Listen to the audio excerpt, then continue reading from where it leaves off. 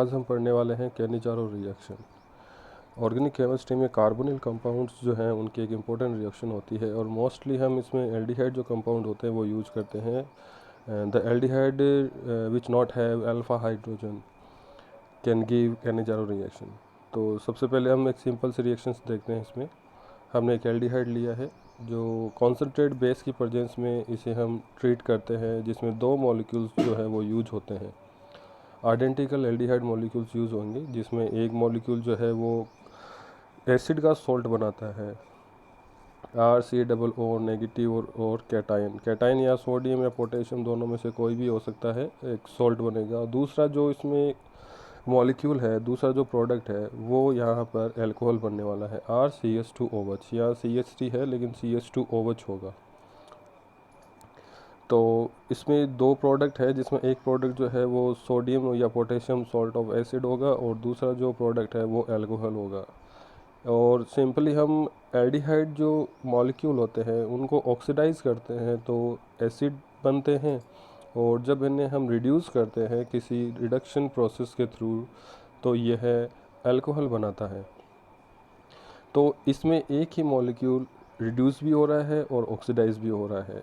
तो क्या आपको पता है कि ऐसी कौन सी रिएक्शन है जिसमें सेम मॉलिक्यूल जो है, सेम एटम जो है वो रिड्यूस भी हो जाता है और ऑक्सीडाइज भी हो जाता है? ऐसी रिएक्शंस को हम क्या कहते हैं?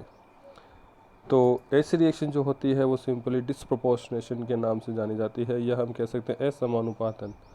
डिस्प्रोपोर्शनेशन का मतलब होता है कि ऐसी प्रोसेस जिसमें कोई सेम मॉलिक्यूल या सेम एटम साइमल्टेनियसली किसी रिएक्शन में रिड्यूस भी होता है और ऑक्सीडाइज भी होता है। तो ऐसी रिएक्शन जो होती है वो सिंपल रिएक्शन डिस्प्रोपोर्शनेशन के नाम से हम जानते हैं। बहुत ही इंपॉर्टेंट रिएक्शन है, बहुत इनऑर्गेनिक केमिस्ट्री में काफ़ी देखने को मिलती है। जैसे एल्यूमिनियम है, तो एल्यूमिनियम ऐसा एलिमेंट है जो रिड्यूस भी हो सकता है और ऑक्सीडाइज भी हो सकता है। ठीक है, तो ऐसी रिएक्शन जो है वो डिस्प्रोपोर्शनल होती है और कैनिजारो रिएक्शन एक इसी का एग्जांपल है। तो कैनिजारो रिएक्शंस जो है वो आपको ध्यान में रखना है, एक डिस्प्रोपोर्शनेशन रिएक्शन होगी।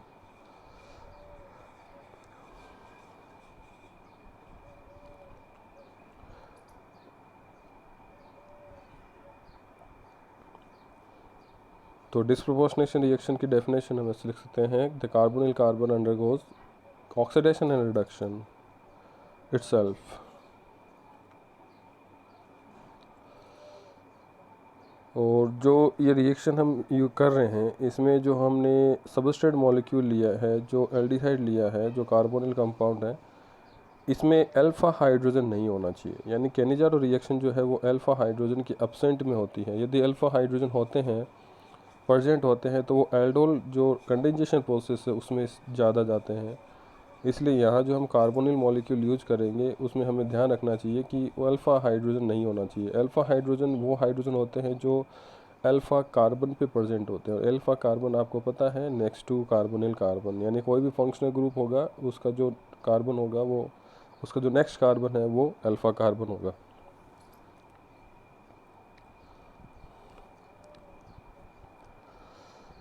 तो यहाँ पे डिस्प्रोपोर्शनेशन को थोड़ा सा मैं एक्सप्लेन कर देता हूँ कि ये रिएक्शन कैसे हो रही है और ये कैनिजारो में कैसे यूज हो रही है। तो यहाँ हम एल्डिहाइड लेते हैं, तो सबसे पहले इस एल्डिहाइड में जो कार्बन है इसकी ऑक्सीडेशन स्टेट जो है वो मेंशन करते हैं। यहाँ पे जो कार्बोनिल कार्बन की स्टेट है वो +1 है। बच्चों थोड़ा ध्यान रखना, यहाँ करेक्शन है, -1 नहीं है, यहाँ +1 होगा। देखो +1 कैसे आएगा वो अभी हम बात करेंगे। तो कार्बन जो है वो +1 से एसिड में जो बनता है, तो एसिड का कार्बन जो होता है वो +3 स्टेट में होता है, और एल्कोहल का जो कार्बन होगा वो -1 स्टेट में होगा। तो देखो यही कार्बोनिल कार्बन जो है वो ही इस प्रोसेस में निकल रहा है। एक कार्बन जो है वो +3 में जा रहा है, दूसरा ये -1 में जा रहा है। तो अब ये जो स्टेट है वो हम कैसे डिटरमाइन करते हैं वो भी मैं आपको बताता हूँ। हमें यहाँ पे थोड़ा सा इनका जो इलेक्ट्रोनेगेटिविटी है वो डिफरेंस ध्यान में रखना पड़ेगा, क्योंकि इसी डिफरेंस से ये जो ऑक्सीडेशन स्टेट है, जो चार्ज है वो इन पे क्रिएट होते हैं। तो सबसे पहले हम कार्बोनिल कार्बन में जो स्टेट है वो बताते हैं कैसे यहाँ पे डिटरमाइन करेंगे। तो देखो यहाँ आर जो है एल्काइल ग्रुप है, ये भी कार्बन है, और कार्बन कार्बन में एक नेगेटिविटी डिफरेंस नहीं होती है, दोनों की नेगेटिविटी सेम होती है, तो कोई चार्ज नहीं आएगा। कार्बन हाइड्रोजन में कार्बन की नेगेटिविटी हाइड्रोजन से ज़्यादा होती है, तो एक बॉन्ड का मतलब एक चार्ज होगा, और जिसकी नेगेटिविटी ज़्यादा है उसमें माइनस होगा, और जिसकी कम है उस पर +1 होगा। तो यहाँ पे कार्बन की ज़्यादा है तो -1 ही हो गया, और ऑक्सीजन की कार्बन से ज़्यादा होती है, तो ऑक्सीजन की कार्बन से ज़्यादा है, तो वहाँ पे देखो 2 बॉन्ड है, यानी कि 4 पेयर है, यानी कि 2 चार्ज होगा। तो यहाँ पे -1 और ऑक्सीजन पे +2, तो ओवरऑल चार्ज कितना हुआ +1, तो कार्बन पे आ गया +1 चार्ज। इससे ही सिमिलरली हम जो प्रोडक्ट में कार्बन है इनकी स्टेट भी हम डिटरमाइन कर सकते हैं, जैसे अभी हमने एल्डिहाइड के लिए यूज किया है वैसा हम इन पे भी कर सकते हैं। तो आप भी ट्राई करना कि कोई भी एक कार्बोनिल कंपाउंड लेंगे उसकी स्टेट जो है हम निकाल सकते हैं। ऑर्गेनिक केमिस्ट्री में जो स्टेट है वो मोस्टली इसी प्रोसेस से निकाली जाती है। ओके, तो ये देखो दोनों पे +1 हो गया ऑक्सीजन के कारण, और हाइड्रोजन के कारण -1 हो गया, तो ओवरऑल +1 बचा। और सॉल्ट ऑफ एसिड है जिसमें कार्बन की स्टेट है, तो ऑक्सीजन पे के कारण +2 हो गया, और इधर एक ऑक्सीजन है इसके कारण +1 हो गया, तो टोटल चार्ज हुआ +3। और अल्कोहल में हाइड्रोजन -2 हो गया, और ऑक्सीजन के कारण +1 हो गया, तो बचा इसमें -1। तो देखो +1 से -1 ऑक्सीडेशन हुआ, और +1 से +3 तो ऑक्सीडेशन, और +1 से -1 हुआ रिडक्शन। यानी स्टेट डिक्रीज होती है तो रिडक्शन होता है, और स्टेट जब इंक्रीज होती है तो ऑक्सीडेशन होता है। तो चलिए अब हम इसकी जो मैकेनिज़्म है उसको देखते हैं कि ये जो कैनिज़ारो रिएक्शन है वो मैकेनिज़्म के थ्रू कैसे प्रोसीड होता है, और इसकी जो ऑर्डर ऑफ रिएक्शन है वो हम कैसे कैलकुलेट करेंगे। और लास्ट जो जी एग्ज़ाम हुआ थे पिछले, उसमें ऑर्डर ऑफ रिएक्शन इसके क्वेश्चन आया हुआ है कि जो कैनिज़ारो रिएक्शन है इसकी ऑर्डर ऑफ रिएक्शन कितनी होगी। तो चलिए देखते हैं। तो मैकेनिज्म में हमें देखना है सबसे पहले कार्बोनिल कार्बन लेना है, और यहाँ पे बेस की प्रेजेंस है, तो बेस जो है वो न्यूक्लियोफाइल होता है, तो सबसे पहले हमें न्यूक्लियोफाइल अटैक करवाना है। और ये आपको पता है न्यूक्लियोफिलिक अटैक कहाँ होगा, कार्बोनिल कार्बन पे होने वाला, क्योंकि ये इलेक्ट्रॉन डिफिशिएंट होगा due to presence of double bond oxygen high negative atom. तो ओवर जो है वो कार्बोनिल कार्बन पर अटैक करता है, जिसके कारण जो पाई बॉन्ड शेयरिंग है वो ऑक्सीजन पर शिफ्ट हो जाती है, और एक sp3 हाइब्रिडाइज्ड स्टेट जो आयन है वो बनता है। कार्बोनिल कार्बन sp2 होता है, जबकि प्रोडक्ट में जो कार्बन बन रहा है वो sp3 है। तो सबसे पहले हमें sp2 को sp3 स्टेट में कन्वर्ट करना है बाय न्यूक्लियोफिलिक अटैक। इसके बाद जो नेक्स्ट स्टेप होता है इसमें, जो नेक्स्ट यहाँ पे रहेगा कि ये जो आयन हमें बनाया है ऑक्साइड आयन, यहाँ से हाइड्राइड ट्रांसफ़र होगा to second molecule of aldehyde. यानी फर्स्ट मॉलिक्यूल पे हमने न्यूक्लियोफिलिक अटैक करवाया, और सेकेंड स्टेप में हमें इस प्रोडक्ट में जो आयन बना है इसे हाइड्राइड ट्रांसफ़र करना, यानी ये जो हाइड्रोजन यहाँ कार्बन पे लगा हुआ है ये ट्रांसफ़र होगा। हाइड्राइड का मतलब होता है H नेगेटिव, और जब हाइड्राइड ट्रांसफ़र हम बात करते हैं तो ये जो बॉन्ड पेयर है, जो शेयर पेयर ऑफ इलेक्ट्रॉन है कार्बन और हाइड्रोजन के, ये इसके साथ ही यहाँ से एलिमिनेट होता है, इसे हम कहते हैं हाइड्राइड ट्रांसफ़र।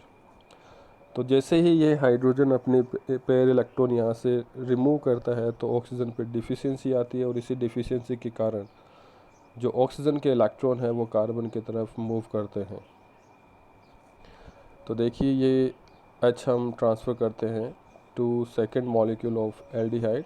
ये हमने सेकेंड मॉलिक्यूल यूज लिया, और ये यहाँ पे H गया, देखिए ये गया H, ये कार्बन पे, और कार्बन पे जैसे H जुड़ता है ऑक्सीजन के इलेक्ट्रॉन जो है वो ऑक्सीजन पे चले जाते हैं पाई बॉन्ड के, और वहाँ पे डिफिशियंसी के कारण ऑक्सीजन के इलेक्ट्रॉन वो कार्बन की तरफ आ जाते हैं। तो थोड़ा सा एरो पे आपको ध्यान रखना है कि ये एरो आपको कहाँ से कहाँ तक ले जा रहा है, क्योंकि इसी से हमें मैकेनिज़्म को समझ सकते हैं।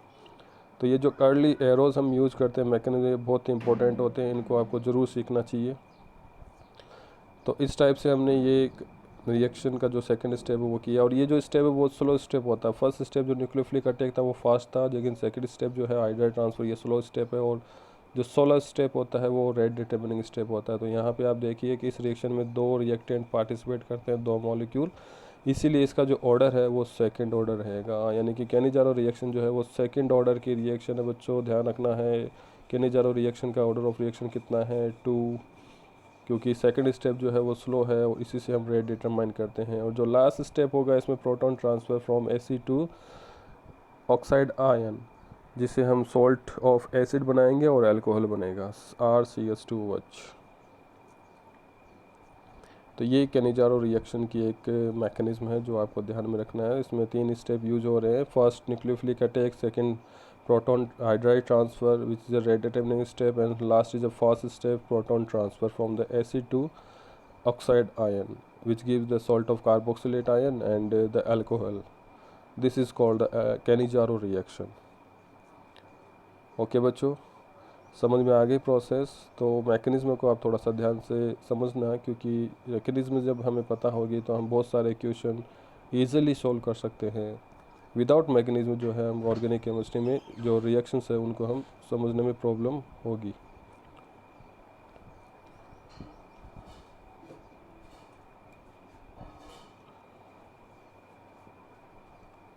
अब इसके बाद हम देखो इसकी एक प्रॉब्लम पे बात करते हैं।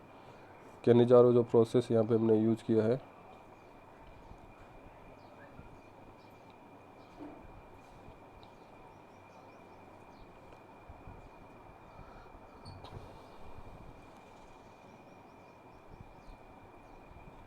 और यहाँ ध्यान रखना है इसकी जो स्लो स्टेप है वो सेकंड स्टेप है हाइड्राइड ट्रांसफ़र का। इसी स्टेप से हम इसकी जो ऑर्डर है वो हम बताते हैं, और केनिजारो का जो ऑर्डर है वो सेकंड ऑर्डर रिएक्शन रहेगी।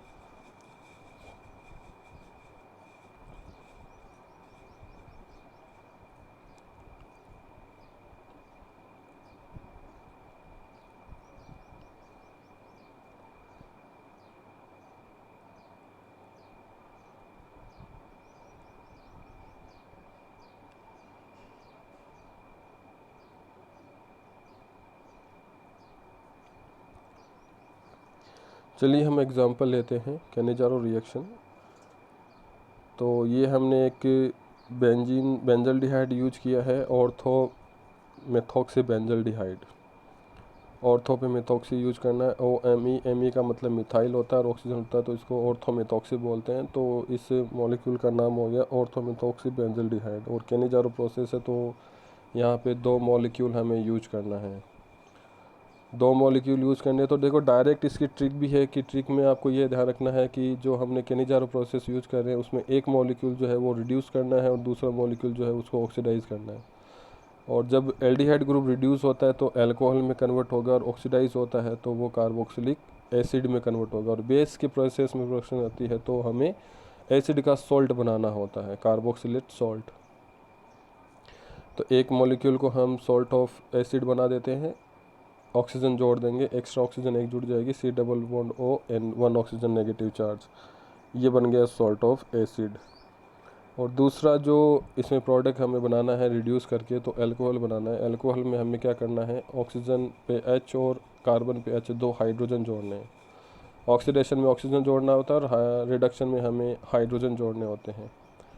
तो एल्डिहाइड ग्रुप जब रिड्यूस होता है तो ये अल्कोहल बनाता है। तो ऑर्थो मेथॉक्सी बेंजिल अल्कोहल,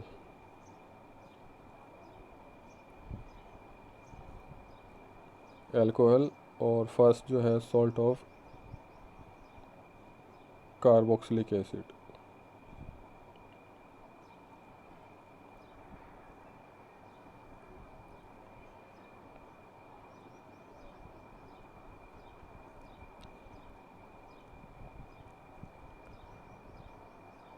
चलिए नेक्स्ट प्रॉब्लम पे चलते हैं। सिंपल सी प्रॉब्लम हम लेते हैं यहाँ पे।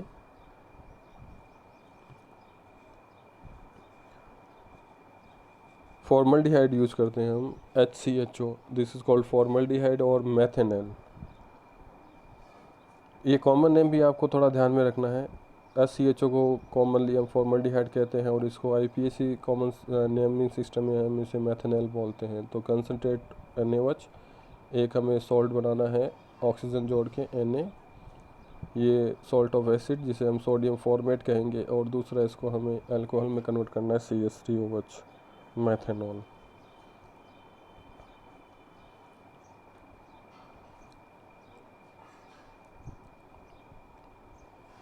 sodium formate and methanol.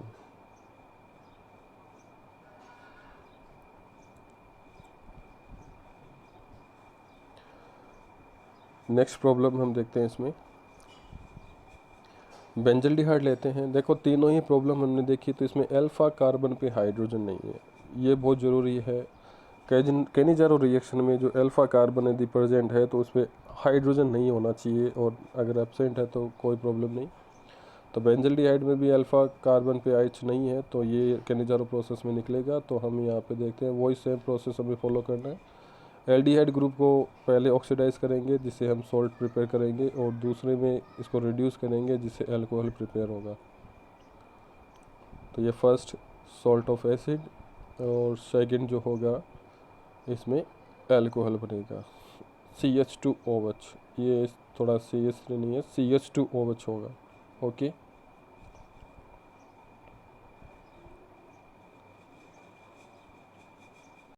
चलिए अब हम प्रीवियस ईयर जो एग्ज़ाम में क्वेश्चन आए हुए हैं तो उनकी बात करते हैं जो कैनिजारो से रिलेटेड है। एक प्रॉब्लम यहाँ पे दिया हुआ है, फॉर्मल्डिहाइड है जिसमें हाइड्रोजन जो है वो ड्यूटेरियम से रिप्लेस किया हुआ है, और बेस की प्रेजेंस में प्रोडक्ट बनाना है और कैनिजारो रिएक्शन है। तो सबसे पहले हमें इसकी कैनिजारो प्रोसेस देखनी है कि ये कैसे हो रहा है। तो जो मॉलिक्यूल गिवन है उसको हम लेते हैं। बेस की प्रेजेंस में देखना है आपको, मैंने पहले बताया था, सबसे पहले न्यूक्लियोफिलिक अटैक करना है जो sp3 कार्बन हमें बना के देगा। तो वही मैकेनिज्म हमें फॉलो करनी है यहाँ पर भी। तो ये कार्बोनिल कार्बन जो है वो sp3 में कन्वर्ट हो गया, नेगेटिव चार्ज ऑक्सीजन आइन। और आपको याद होगा तो सेकंड स्टेप हमें यहाँ हाइड्राइड ट्रांसफ़र करवाना है, H ट्रांसफ़र करवाना है। तो सेकंड स्टेप हाइड्राइड ट्रांसफ़र।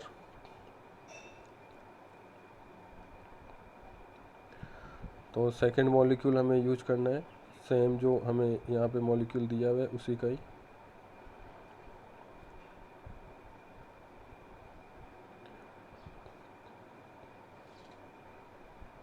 और यहाँ से हमें हाइड्राइड यानी कि H ट्रांसफ़र करना। एक यहाँ पे बात ध्यान देने वाली है कि ये जो हाइड्रोजन और ड्यूटेरियम दोनों यहाँ पे लगे हुए हैं कार्बन पे, और ये जो ड्यूटेरियम है यही हाइड्रोजन का एक आइसोटोप होता है जिसका मास जो है वो हाइड्रोजन से 1 यूनिट ग्रेटर होता है।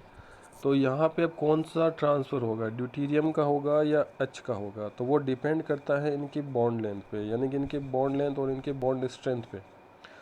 तो यहाँ पे देखा जाए जो कार्बन हाइड्रोजन है ये जो बॉन्ड है वो वीक होगा, जबकि C और D जो बॉन्ड है वो स्ट्रॉन्ग होगा, क्योंकि हाइड्रोजन लाइटर एलिमेंट होता है और इसकी जो मोशन है, वाइब्रेशन है, वो फास्ट होते हैं, जिसमें स्ट्रेचिंग इसकी ज़्यादा होगी, CH बॉन्ड ज़्यादा स्ट्रेच होंगे। और जो बॉन्ड ज़्यादा स्ट्रेच होते हैं उनकी जो बॉन्ड लेंथ है जो ज़्यादा होगी, और जो बॉन्ड है वो वीकर होगा। तो वीकर बॉन्ड जो है वही यहाँ पे ब्रेक होगा, और इसी से यहाँ जो हाइड्रोजन है वो ट्रांसफ़र होगा from one two another molecule. तो ये आपको बहुत ही ध्यान देने वाली बात है, ये पे ध्यान रखना है कि यदि ड्यूटेरियम और हाइड्रोजन है तो किसे ट्रांसफ़र करना है, हाइड्रोजन को ट्रांसफ़र करना है।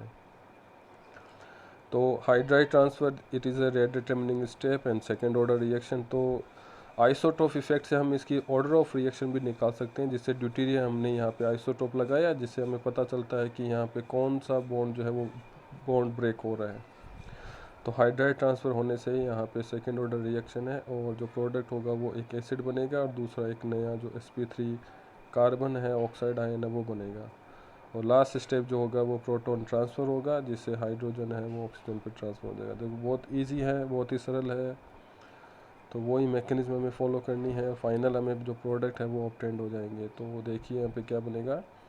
पहला प्रोडक्ट बनेगा सॉल्ट ऑफ एसिड जिसमें डी सी डबल बॉन्ड और ओ नेगेटिव, यानी DCO2 नेगेटिव, DCO2 नेगेटिव।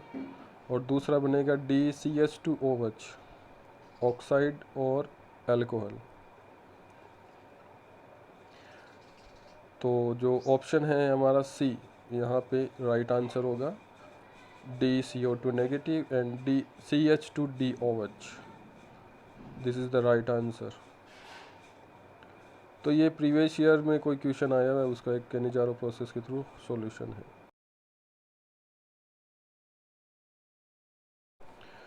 देखिए नेक्स्ट प्रॉब्लम है, ये भी प्रीवियस ईयर में पूछी हुई प्रॉब्लम है। यहाँ पे आपको दिख रहा होगा एक प्रोसेस है ए, ओजोन के प्रेजेंस में बी प्लस सी, फिर concentrate KOH and benzyl alcohol और plus salt of benzoic acid. देखो यहाँ पे जो प्रोडक्ट बन रहे हैं बेंजिल अल्कोहल, तो वो ये है, आपको दिख रहा होगा स्क्रीन पे CH2H is a benzyl alcohol. और दूसरा बन रहा है सॉल्ट ऑफ बेंजोइक एसिड, यानी कि बेंजीन पे COO नेगेटिव, ये है सॉल्ट ऑफ बेंजोइक एसिड। तो ये जो दो प्रोडक्ट बन रहे हैं, एक में रिड्यूस हो रहा है, दूसरे में ऑक्सीडाइज हो रहा है, इसका मतलब ये केनिजारो प्रोसेस है।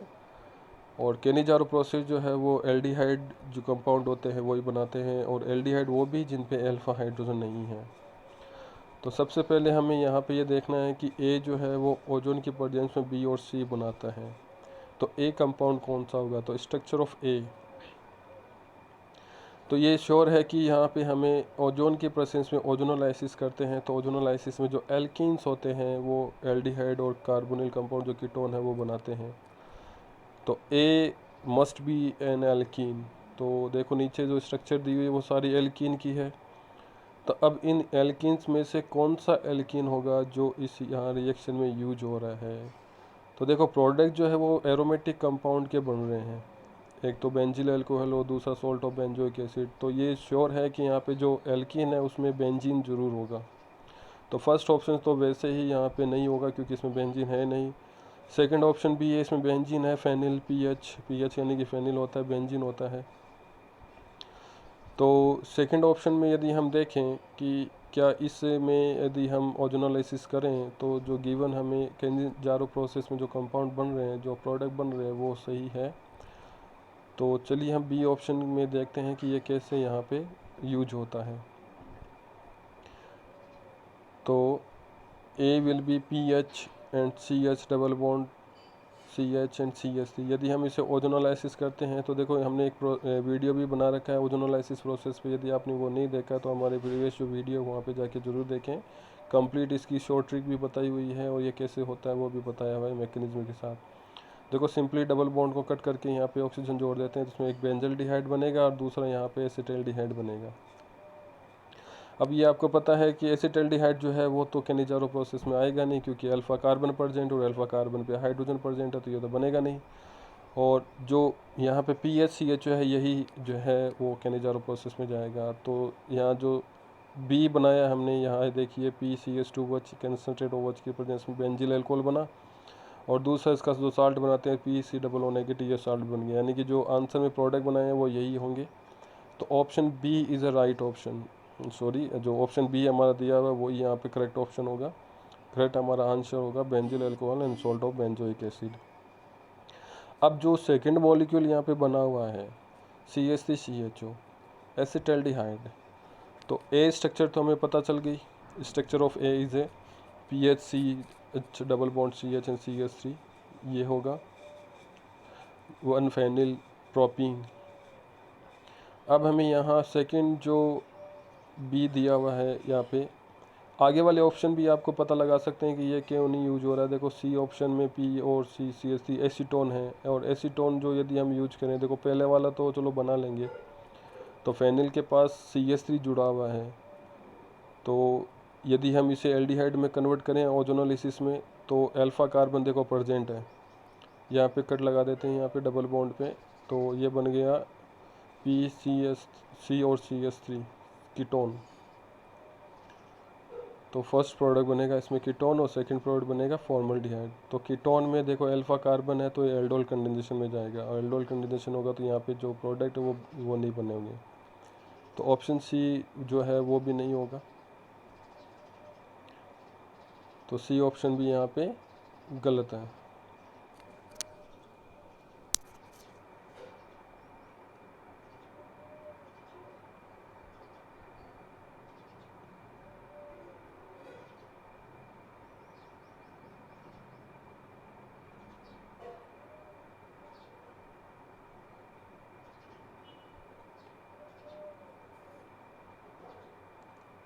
undergoes aldol reaction।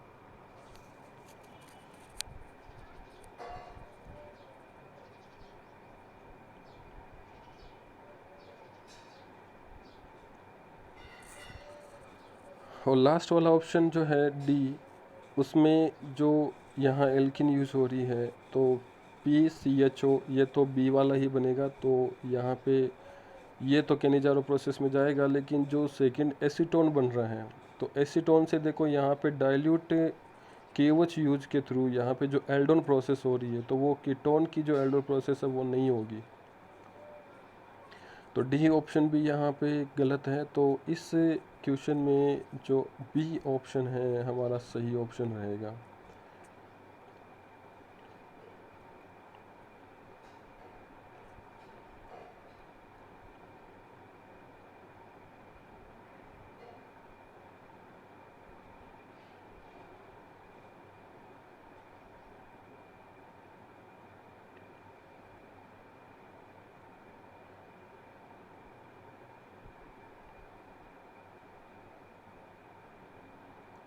देखिए डी को भी हम यूज करके देख सकते हैं।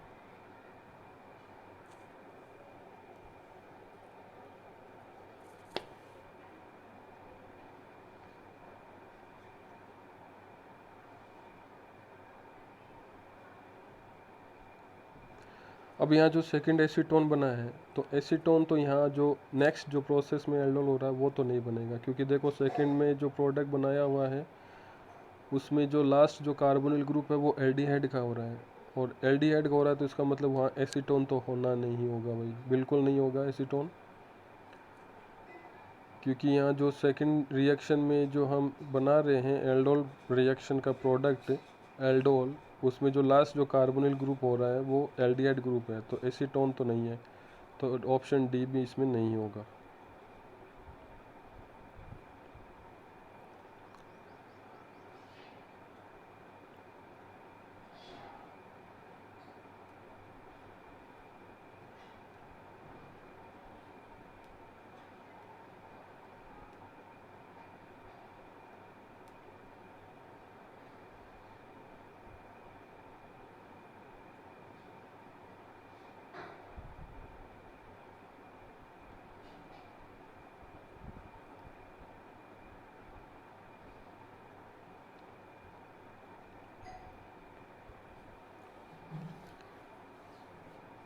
चले देखते हैं नेक्स्ट प्रॉब्लम।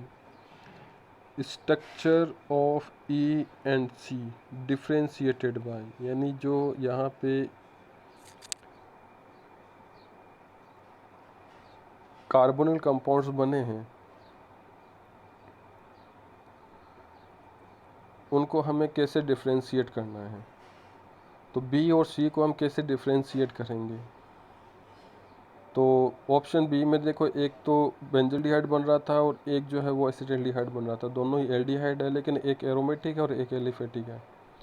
तो एरोमेटिक और एलिफेटिक यदि हमें फेलिंग सॉल्यूशन यूज करें तो इस वाली सॉल्यूशन से हमें डिफ्रेंशिएट कर सकते हैं। फेलिंग सॉल्यूशन में जो एरोमेटिक एल्डिहाइड है वो रिएक्शन नहीं करेगा, कोई प्रेसिपिटेट नहीं बनाता है, जबकि एलिफेटिक एल्डिहाइड इसमें प्रेसिपिटेट बनाते हैं। तो सेकंड जो ऑप्शन है यहाँ पे सही होगा, बी ऑप्शन फेलिंग सॉल्यूशन। तो फेलिंग सॉल्यूशन के थ्रू हम दोनों एल्डिहाइड एलिफेटिक और एरोमेटिक एल्डिहाइड में डिफ्रेंशिएट कर सकते हैं।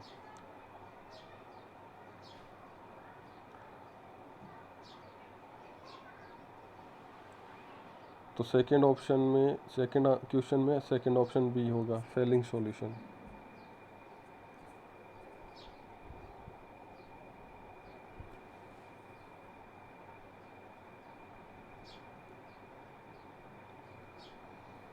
क्वेश्चन तीसरा है सी, स्ट्रक्चर ऑफ ई। तो यहाँ पे जो ई स्ट्रक्चर है वो क्या बनेगी। देखो जो हमने यहाँ एल्डोल प्रोसेस से बनाया है, एसिटिल्डिहाइड को एल्डोल में लिया तो हमने यहाँ एल्डोल बनाया है CH3CHOH CH2 एंड CHO। इस पे जब हम HCN की रिएक्शन करवाते हैं तो ये कार्बोनिल एडिशन रिएक्शन है, न्यूक्लियोफिलिक एडिशन रिएक्शन। तो HCN का जो एडिशन है वो कार्बोनिल कार्बन पे होगा। तो पहले हम एल्डोल रिएक्शन बनाते हैं। एल्डोल रिएक्शन में देखो हमें एसिल्डिहाइड यूज किया 2 मॉलिक्यूल और ये बन गया हमारा एल्डोल जो रिएक्शन में प्रोडक्ट बना हुआ है। और अब हमें इसका क्या करना है, HCN के साथ एडिशन करना है।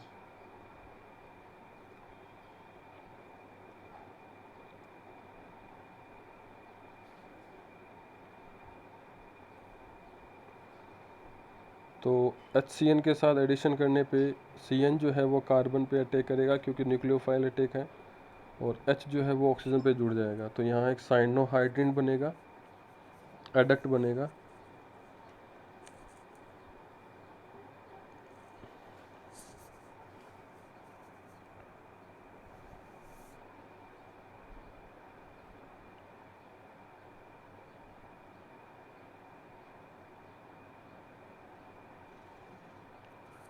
OH and CN। अब इसके जो नेक्स्ट स्टेप है वो है H3O acidic hydrolysis. Acidic hydrolysis जब हम करते हैं तो यहाँ जो CN बन रहा है साइनोहाइड्रिन, तो CN का यहाँ पे होगा कंप्लीट हाइड्रोलाइसिस। तो साइनाइड का जब हम कंप्लीट हाइड्रोलिसिस करते हैं तो वहाँ पर हमें कार्बोक्सिलिक एसिड प्रिपेयर होगा। तो CN का हाइड्रोलिसिस करने पर यहाँ क्या बनेगा, कार्बोक्सिलिक एसिड।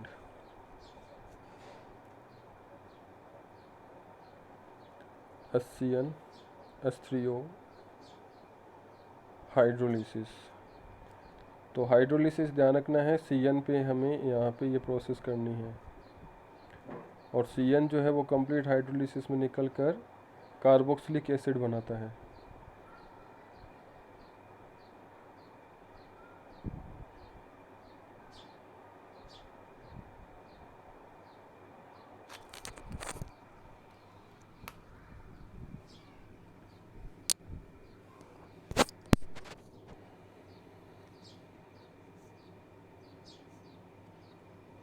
अब देखो ऑप्शन में जो ई कंपाउंड है वो ओपन चेन का है नहीं, वो है साइक्लिक कंपाउंड, और यहाँ जो हमें कंपाउंड मिला है वो ओपन चेन कंपाउंड है। तो यहाँ देखो एसिड ट्रीटमेंट है, तो इसलिए जो अल्कोहल ग्रुप है इस पे एसिड हाइड्रोलिसिस होगा और ये डिहाइड्रेशन में प्रोसेस में जाएगा, और डिहाइड्रेशन से ये क्या करेगा कि जो C+O और एसिड जो ग्रुप है यहाँ OH जो है वो एलिमिनेट हो जाएगा, और जो इसके OH ग्रुप है जो लास्ट वाला OH है इसका जो लोन पेयर है वो इस कार्बोक्सिलिक एसिड के कार्बन पे अटैक करेगा। तो यहाँ साइक्लाइजेशन प्रोसेस होगा,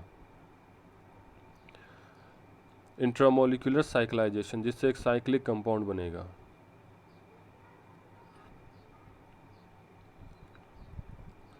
ये हम नंबरिंग कर देते हैं, 1 2 3 4 और ये 5, और जो रिंग है वो 5 मेंबर रिंग बनेगी, जिसमें 5 जो है वो ऑक्सीजन होगा और 4 इसमें कार्बन होगी। तो 1 ऑक्सीजन और 4 कार्बन साइक्लिक कंपाउंड बनेगा, 5 मेंबर।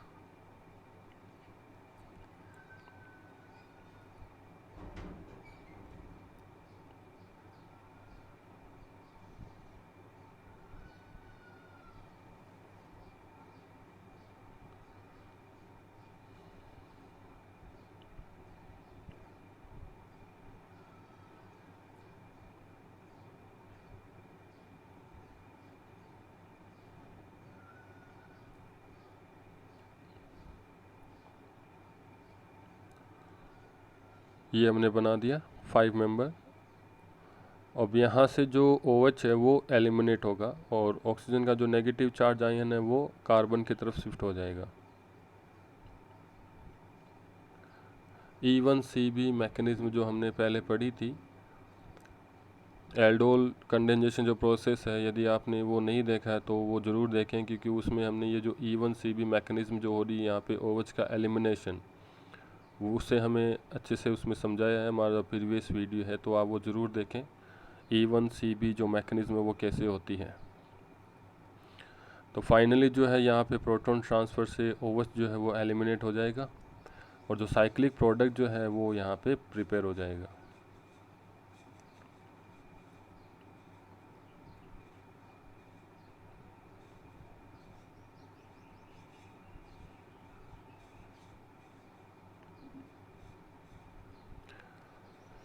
साइक्लिक एस्टर, यहाँ जो प्रोडक्ट बना है वो साइक्लिक एस्टर है।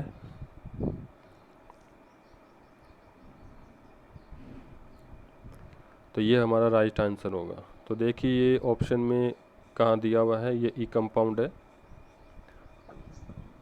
चलिए क्वेश्चन पे, ऑप्शन सी ऑप्शन सी इसका राइट आंसर होगा।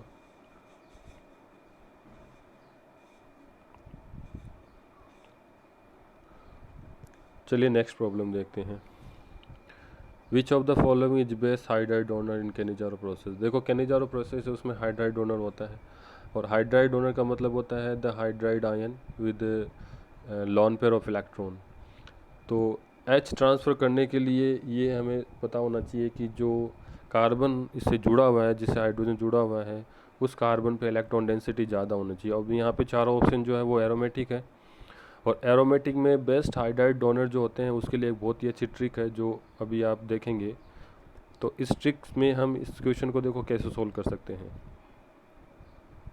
तो सब्स्टिट्यूटेड बेंजीन जो है उसमें हम केनिजारो प्रोसेस में जब देखते हैं तो सबसे ज़्यादा जो हाइड्राइड डोनर फास्टली होता है वो प्लस एम इफेक्ट में ज़्यादा होगा, प्लस मेजोमरिक इफेक्ट ग्रुप, और उसके बाद प्लस आई ग्रुप, और उसके बाद माइनस आई, और सबसे जो कम हाइड्राइड डोनर होता है वो माइनस एम ग्रुप वाले होते हैं। माइनस एम ग्रुप वो होते हैं जो इलेक्ट्रॉन विड्रॉविंग होते हैं, और प्लस एम जो होते हैं इलेक्ट्रॉन डोनेटिंग होते हैं। माइनस आई इलेक्ट्रॉन विड्रॉविंग होता है, प्लस आई इलेक्ट्रॉन डोनेटिंग होता है। तो इसमें जो ओ एम ई है वो प्लस एम है, गुड सबसे अच्छा होगा, बेस्ट होगा हाइड्राइड डोनर।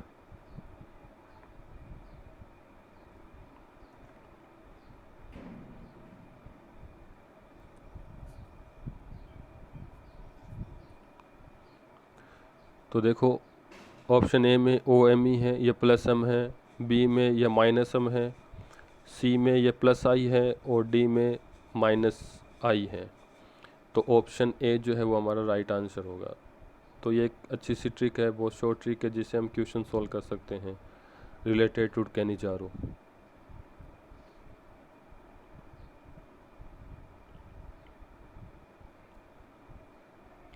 नेक्स्ट क्वेश्चन है द फॉलोइंग रिएक्शन गिव्स। देखो एल्डिहाइड दिया हुआ है, दो डिफरेंट एल्डिहाइड है, एक एरोमेटिक है एक एलिफेटिक है, और कंसनट्रेट बेस है। तो श्योर ये केनिजारो है, लेकिन यहाँ जो डिफरेंट एल्डिहाइड यूज़ हो रहे हैं तो इसलिए ये क्रॉस केनिजारो रिएक्शन होगी। क्रॉस केनिजारो में क्या होता है कि दोनों एल्डिहाइड जो होते हैं वो डिफरेंट होते हैं, और केनिजारो प्रोसेस जो होती है वो दोनों में सेम होता है। जो हम नेक्स्ट वीडियो बनाएंगे उसमें हम क्रॉस केनिजारो रिएक्शन के बारे में बात करेंगे। तो आप हमसे ऐसे ही जुड़े रहें और हमारे जो चैनल को सब्सक्राइब करें और बेल आइकन को ज़रूर प्रेस करें ताकि जो नेक्स्ट वीडियो है वो आपको नोटिफिकेशन के थ्रू मिल जाए। तो देखिए इसमें दोनों एल्डिहाइड यूज़ किए हैं और ऑप्शन हम दे रखे हैं।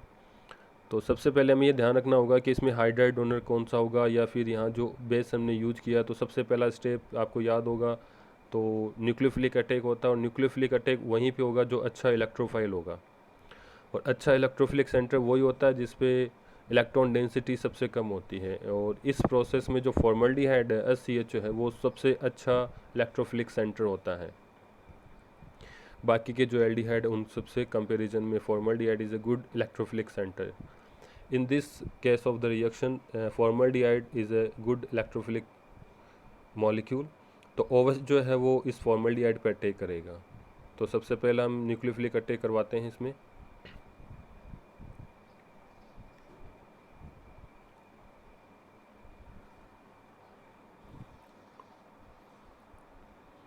OH माइनस तो कार्बन पे अटैक करेगा, और वो जो पाई बॉन्ड है वो ऑक्सीजन पे शिफ्ट हो जाएगा।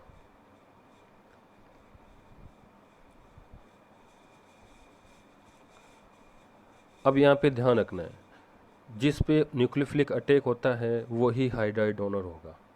तो यहाँ आपको ये ध्यान रखना है कि जहाँ न्यूक्लियोफिलिक अटैक करेगा वही हाइड्राइड डोनर होगा, और जो हाइड्राइड डोनेट करता है वही एसिड बनाएगा। यानी जो सॉल्ट ऑफ एसिड बनता है वो हाइड्राइड डोनर जो होगा वो ही उसमें कन्वर्ट होगा।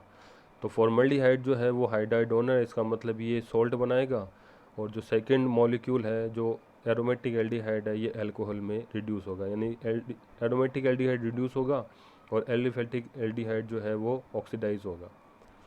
तो हाइड्राइड शिफ्ट करते हैं।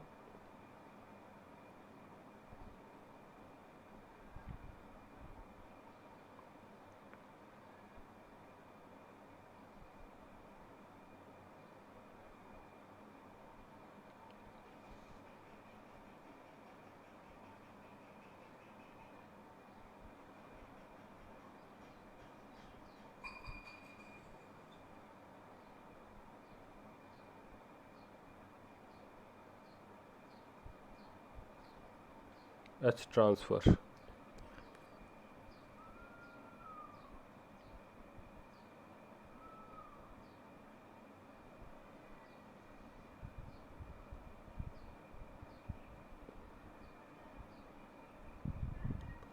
तो बहुत अच्छी ट्रिक है, आपको यहाँ पे याद रखनी है कि किसी भी कैनिजारो रिएक्शन में जो न्यूक्लियोफिलिक इकट्ठे करवाते हैं वो हाइड्राइड डोनर बनता है, और जो हाइड्राइड डोनर होता है वही प्रोडक्ट में सॉल्ट ऑफ एसिड बनाएगा, यानी कि कार्बोक्सिलिक एसिड बनाएगा, और जो सेकंड मॉलिक्यूल है वो रिड्यूस होकर अल्कोहल बनाता है।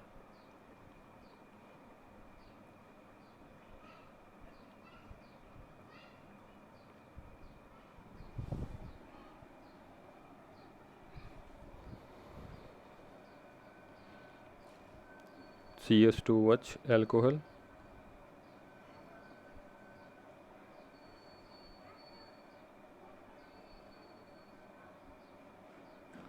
Plus HCO2 negative.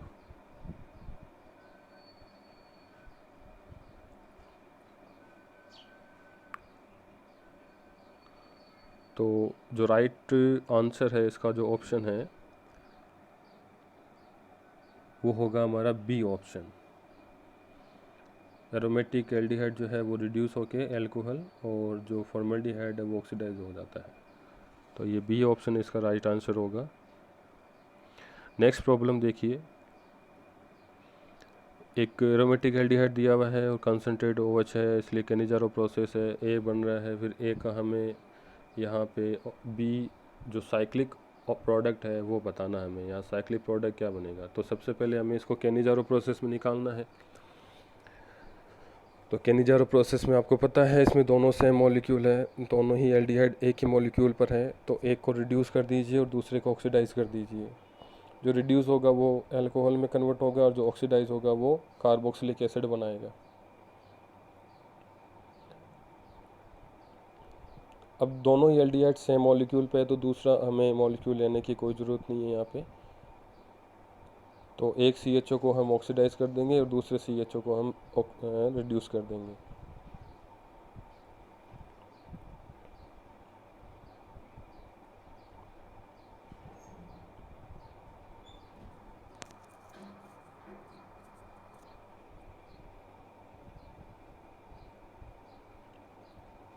ये रिड्यूस CH2H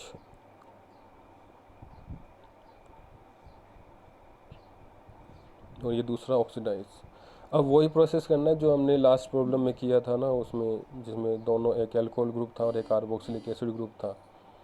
तो इंट्रामोलिकुलर साइक्लाइजेशन होगा, जिसमें जो OH का लोन पेयर है वो कार्बोनिल कार्बन पे जाएगा, और E1CB रिएक्शन के थ्रू OH यहाँ से एलिमिनेट हो जाएगा। E1CB प्रोसेस से आएगा यहाँ पे, OH यहाँ से निकल जाएगा और एक साइक्लिक प्रोडक्ट बन जाएगा यहाँ पे।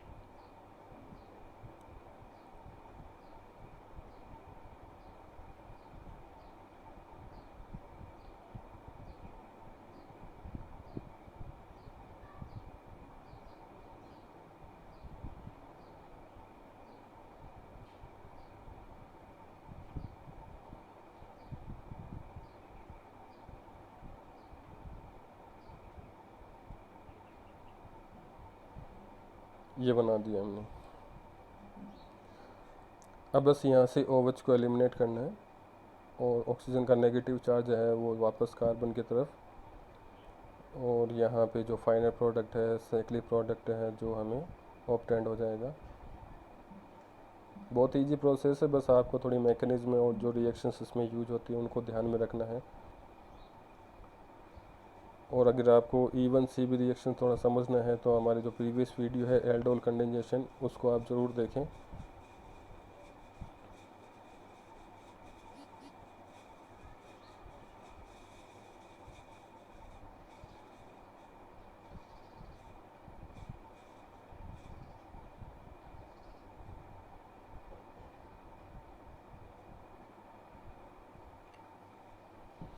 तो इसका जो राइट आंसर होगा ऑप्शन में ए ऑप्शन जो है वो हमारा राइट आंसर होगा। देखो डबल बॉन्ड जो है वो एसिड वाला डबल बॉन्ड ऑक्सीजन है, और जो सिंगल बॉन्ड ऑक्सीजन है वो अल्कोहल वाला जो ऑक्सीजन है वो यूज हो रहा है।